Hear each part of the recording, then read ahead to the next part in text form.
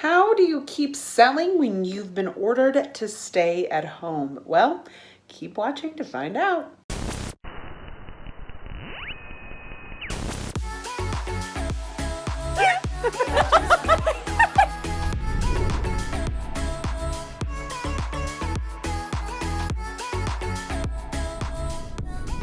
So in March of 2020, a pretty big nightmare occurred and we were all forced to stay at home. And so this was this is a big problem for business, being forced to stay at home.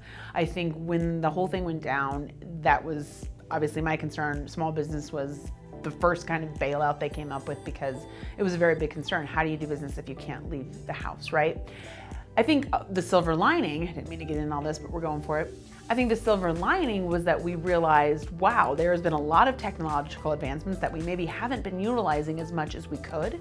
And this is our opportunity to do that. So for us, while operations got a little bit tricky in terms of how do we actually shoot things, we realized selling didn't have to skip a beat. In fact, our entire process was already really heavily reliant on video, and we found that now that people were starting to see that when you can't leave the house and you can't have an in-person meeting, video really is the next best thing. I don't think that in-person meetings are gone. I don't think that in-person networking events are gone. When it's safe to go back out and do all of those things, people are still going to definitely want to. There's nothing that can replace a human interaction, period. However, not every single person that you may be doing business with needs that much of your energy. Every salesperson has a system that generally begins with prospecting, and then it's into hopefully getting more of a sales meeting and then closing the deal, right? The buyer's journey from soup to nuts. So prospecting changed quite a bit. We couldn't necessarily go door to door. You couldn't go to networking events. This is something that we relied on heavily. But one of the things we had been doing was creating social media content and having a digital strategy, which a lot of people have.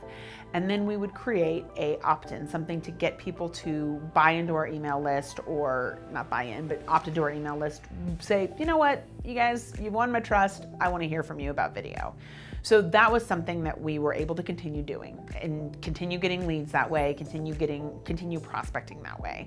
Then when people got into our email list, we were able to continue nurturing that relationship. We created several videos about how to create video with an iPhone, how to utilize your home office to continue communicating. We were able to continue to stay in front of our entire email list, everybody, weekly through our email campaign. And honestly, those emails were some of our biggest open rates because we were ready, we were primed, we knew how to communicate with people without leaving the house. Then the closing, now we're doing virtual meetings, we're on Zoom, we are familiar with that. We're familiar with what it looks like to close someone or give them additional resources that you can't necessarily give them a piece of paper. You have to, show them, here's how we work. All of that can be done in video, and that's what we were able to continue doing. So yes, while operations was a little bit tricky, sales didn't skip a beat.